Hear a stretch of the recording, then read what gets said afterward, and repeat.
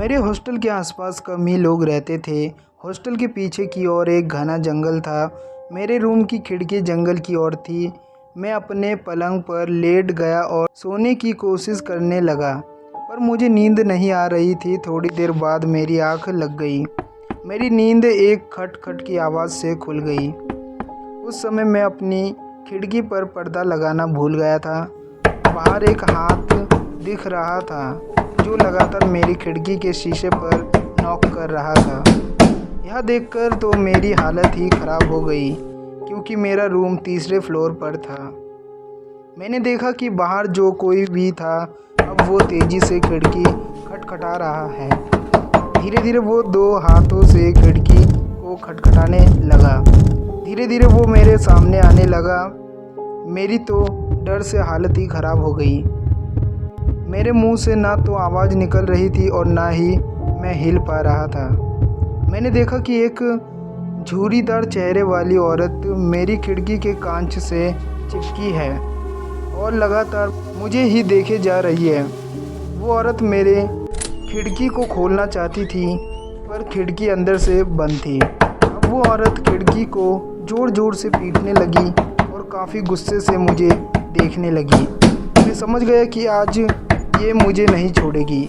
फिर वो औरत शांत हो गई और मुझे इशारों में इस खिड़की को खोलने के लिए कहने लगी। पर मेरी हालत तो ऐसी थी कि मानो मुझे काटो तो खून नहीं। एकदम वो औरत वहाँ से कहीं गायब हो गई।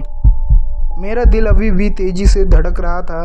तभी मेरी खिड़की पर तेज़ी से नॉक हुई और औरत फिर से आ गई। पर मैंने अपनी हिम्मत जुटाई और तेज़ी से खिड़की के पर्दों को बंद कर दिया। मैं ज़ोर ज़ोर से चिल्लाने लगा। शोर सुनकर मेरे दोस्त और हॉस्टल का रखवाला वहाँ पर आया। सभी मेरी हालत देखकर हैरान थे कि आखिर इसे क्या हो गया।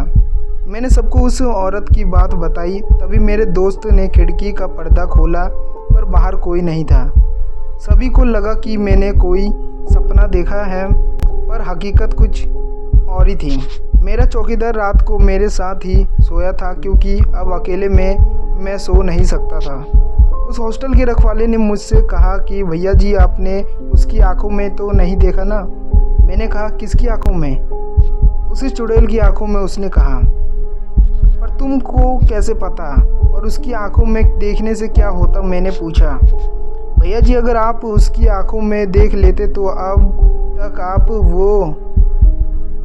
आपको वो चुड़ैल अपने साथ ले गई होती।